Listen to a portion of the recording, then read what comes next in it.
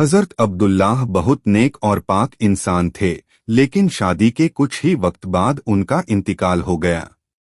جب be be Amna حاملہ ہوئی تو انہیں محسوس ہوا کہ یہ حمل بہت ہلکا ہے اور کبھی تکلیف نہیں ہوئی۔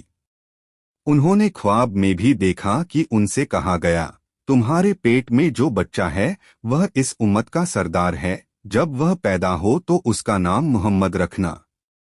آپ صلی اللہ علیہ وسلم کی پیدائش سوموار 12 ربیع الاول کو فجر کے وقت مکہ میں ہوئی۔ اس رات کئی عجیب نشانیاں ظاہر ہوئیں۔ ایران کے شاہی محل کے برج گر گئے، آگ کا بڑا مندر بجھ گیا، سمندر سوکھ گئے اور آسمان سے نور نکلا جس نے دنیا کو روشن کر دیا۔ یہ علامتیں بتاتی تھیں کہ آخری رسول محمد صلی اللہ علیہ وسلم آ چکے ہیں۔ آپ کے والد تو پہلے ہی گزر چکے تھے اور 6 سال کی عمر میں آپ کی والدہ بی بی آمنہ کا بھی انتقال ہو گیا۔ آپ یتیم ہو گئے۔ دادا عبد المطلب نے پالنا کیا، لیکن 8 سال کی عمر میں وہ بھی چل بسے۔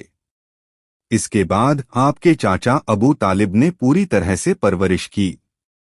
عرب میں یہ رواج تھا کہ بچوں کو دیہات میں دودھ پلانے اور پرورش کے لیے بھیجا جاتا تھا۔ حلیمہ سعدیہ آپ کو اپنے ساتھ لے گئیں۔ آپ کے آنے سے ان کی زندگی بدل گئی۔ ان کا علاقہ ہرا بھرا ہو گیا، بکریوں میں دودھ آ گیا اور گھر میں برکت بھر گئی۔ آپ نے 4 سال وہیں گزارے۔ بچپن میں ہی آپ کے ساتھ شق قیصر کا واقعہ پیش آیا۔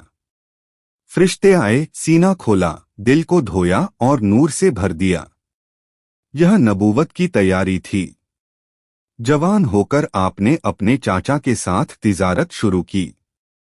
آپ کی ایمانداری اور سچائی نے آپ کو الامین اور الصادق کا خطاب دلایا۔